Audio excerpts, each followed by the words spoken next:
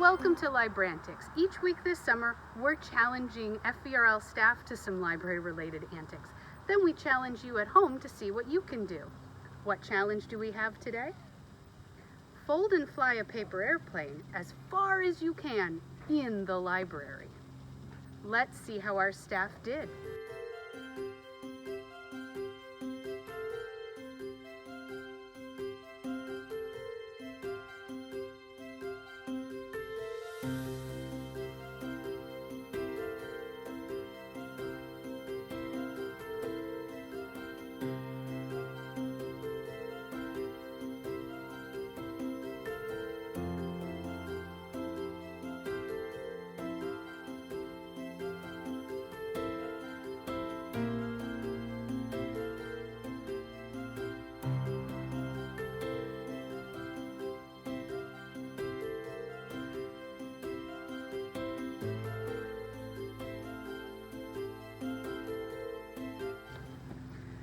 We've seen our staff attempts. Now it's your turn.